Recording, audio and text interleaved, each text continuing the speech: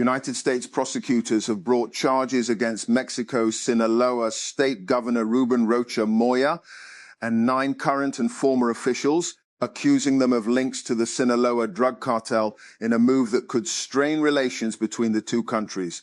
An indictment unsealed on Wednesday in New York alleges that Rocha Moya, 76, and 9 others worked with cartel leaders to move large quantities of narcotics into the U.S. in exchange for political support and bribes. Tech companies are racing to build out infrastructure that can further drive the automation boom. Now, Japanese multinational SoftBank reportedly plans to create a new company designed to automate the creation of that infrastructure. SoftBank is putting together a new business called Rose AI, the Financial Times originally reported. Rose would seek to make data center construction in the US more efficient, the Wall Street Journal reports. It would do that by, among other things, deploying autonomous robots to help build server farms. Speakers at discussion on Islamabad talks warn oil prices may go beyond $120 per barrel if war resumes. Tehran proposal on Hormuz reopening gains traction. Ex-envoy claims conflict described as non-contact war with global economic impact. Pakistan's role for world peace praised at UK-based Forum Lahore. Intense domestic political pressures in Washington and Tehran could stall a final peace deal. Speakers at a panel discussion warned on Wednesday, stressing that failure to reach an agreement might trigger a regional conflict and push global crude oil prices beyond $120 per barrel. Washington. U.S. Defense Secretary Pete Hegseth repeatedly clashed with Democratic lawmakers over the Iran conflict on Wednesday. In his first testimony to Congress since President Donald Trump launched the war more than 2 months ago, appearing before the House Armed Services Committee, Hegseth quickly struck a combative tone, saying in his opening remarks that the main challenge at this point is the defeatist words of Democrats and some Republicans. And on paper, the Judicial Commission of Pakistan, JCP meeting convened for April 28 was about a routine administrative matter. The transfer of a few High Court judges under Article 200 of the Constitution. In reality, however, the proceedings evolved into a foundational clash over judicial accountability, the limits of administrative authority, and whether the Constitution permits a quiet correction of conduct without invoking formal removal mechanisms. Insiders say move is part of wider internal review, not country-specific, as evidenced by UAE's decision to quit OPEC bloc. PTCL says it is not aware of any change in shareholders' plan Islamabad.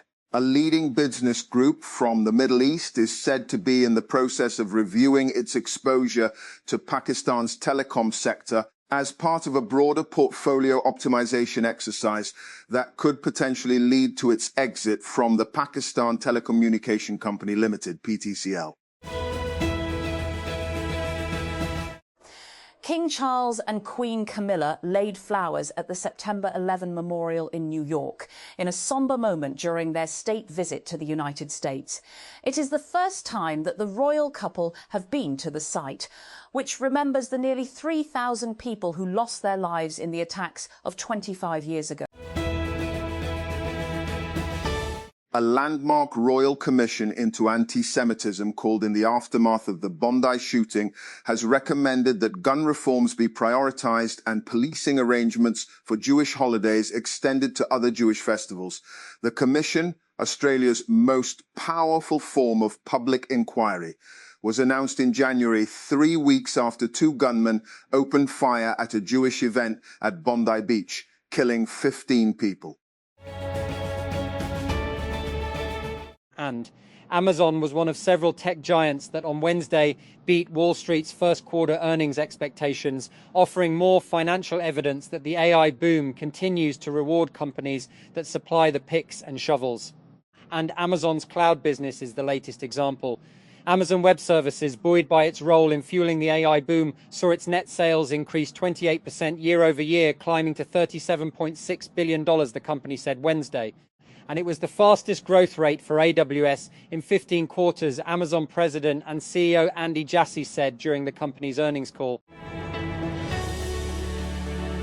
And Amazon and Meta are among the big companies set to lobby India's payments body over the dominance of Walmart-owned PhonePe and Google Pay in the country's fast-growing instant payments network. And executives representing platforms including Amazon Pay, WhatsApp, Cred, MobiKwik, and Flipkart's Supermungry are scheduled to meet the National Payments Corporation of India on Thursday, TechCrunch has learned. And the body operates the Unified Payments Interface, UPI, India's instant payments system that processes billions of transactions each month.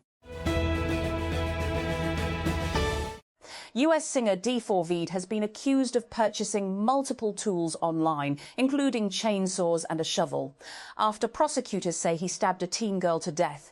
The new allegations against the TikTok star were released as part of an extensive evidence filing in the case, which details more about his alleged motive and the steps prosecutors say he took to cover his tracks before her dismembered body was found in his car. And US Defense Secretary Pete Hegseth sparred with Democratic lawmakers during a nearly 6-hour-long hearing. In his first time facing questions under oath since the start of the Iran war, Hegseth appeared before the House Armed Services Committee on Wednesday alongside Chairman of the Joint Chiefs of Staff Jen Dan Kane and the Defense Department's Chief Financial Officer Jules Hurst. Microsoft CEO Satya Nadella was asked point-blank by a Wall Street analyst on Wednesday how its revised OpenAI partnership would impact Microsoft's financials. He said that the new agreement was a good deal for everyone. We feel good about our partnership with OpenAI. I'm always very focused on any partnership and ensuring that there's a win-win construct at all times. I mean, that's how you can remain good partners. When Meta released its quarterly earnings report on Wednesday evening, a colleague pointed out how Meta lost $4 billion on Reality Labs, the division responsible for its AR glasses, VR headsets, and VR software. I yawned at first. Meta losing $4 billion on Reality Labs just didn't seem surprising. It's a given. Reality Labs lost another $4 billion, and also the sky is blue. Elon Musk came to a California federal court on Wednesday to argue that Sam Altman and his co-founders stole a charity. He left having admitted under oath that Tesla is not currently pursuing artificial general intelligence, directly contradicting a tweet he'd posted just weeks earlier. It was that kind of day for Musk. And King Charles III and Queen Camilla continued Wednesday to highlight the enduring solidarity between the United States and the United Kingdom in a heartfelt handwritten message left at the 9/11 memorial in New York. We honour the memory of those who tragically lost their lives on 11th September 2001. The royals wrote on the note card attached to a bouquet of white flowers, "We stand in enduring solidarity with the American people in the face of profound loss." Canadian Prime Minister Mark Carney took office last year amid a flurry of aggressive actions by his country's southern neighbour. A recently sworn-in United States President Donald Trump slapped tariffs on Canadian exports and threatened to make the US neighbour the 51st state. The actions were particularly damning as Canada had deep trade and security ties with the US, not only sending nearly 80% of its exports to that market, but also often following lockstep on geopolitical policy and strategic moves. And Google Cloud, the business under parent company Alphabet that provides enterprise AI solutions, had a blowout first quarter, with revenues topping $20 billion for the time, a 63% increase from the same period last year. However, investors were concerned about the constraints surrounding the business and how Google decides to allocate cloud capacity. In the first quarter of 2026, and the company said its cloud growth was driven by strong performance in the Google Cloud Platform, which grew at a higher rate than the Google Cloud division's overall revenue growth. And the cloud division includes a variety of services like infrastructure, data analytics, AI, ML tools, and Google Workspace. Despite the lingering perception that no one really uses Copilot, Microsoft said Wednesday that its user base and engagement are growing for the AI tool that's baked into M365 apps like Word, Excel and Outlook email. M365 Copilot now has 20 million paid enterprise Copilot seats, Microsoft CEO Satya Nadella said during the company's quarterly earnings conference. More than 5 weeks after a humpback whale became stranded in shallow waters on the German coast, a barge has ferried the animal out of German waters en route to the North Sea. The final operation to save the whale is being closely followed across Germany after the failure of earlier attempts to lure it away from the coast. And Julian Alvarez's penalty secured Atletico Madrid a 1-1 draw against Arsenal in a nervy Champions League semi-final first leg clash. Victor Gyökeres sent the Premier League leaders ahead from the spot just before the interval on Wednesday after he was fouled, but Alvarez followed suit 10 minutes into the second half after Ben White's handball. Organisers of a humanitarian aid ship sailing towards Gaza to help break Israel's blockade say the vessel has been approached by apparent Israeli speedboats. Our boats were approached by military speedboats self-identified as Israel, pointing lasers and semi-automatic assault weapons, ordering participants to the front of the boats and to get on their hands and knees, said the global Sumud Flotilla aid mission on Thursday.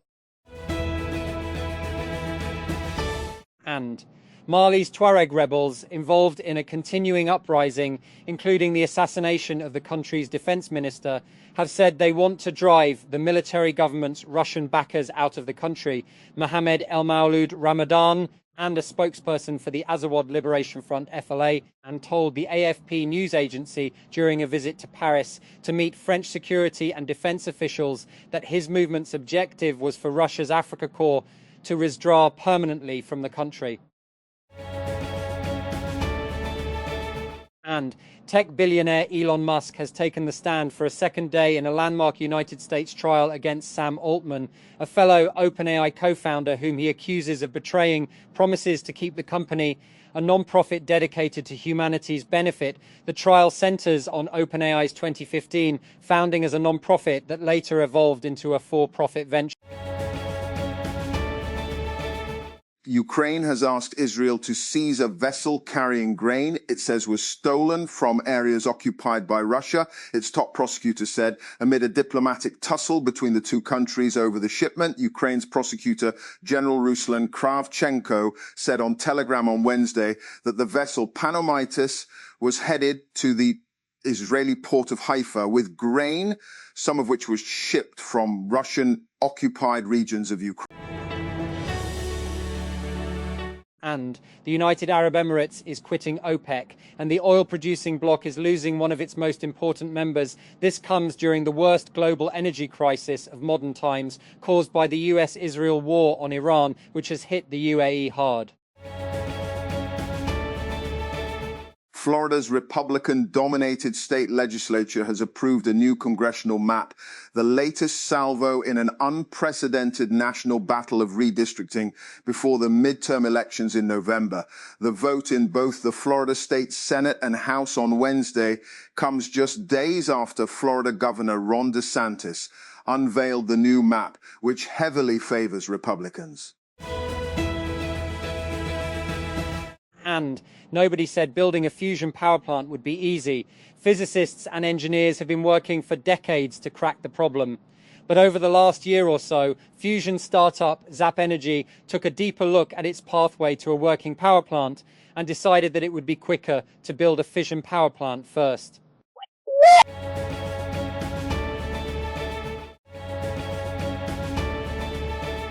And Hungary's Prime Minister-elect Péter Magyar has met EU leaders in Brussels for the first time since his TISA party won a landslide election on the 12th April, sweeping away 16 years of rule by Viktor Orbán. After talks with European Commission President Ursula von der Leyen, which he called extremely constructive and successful, Magyar said that in one sentence, EU resources will soon arrive in Hungary.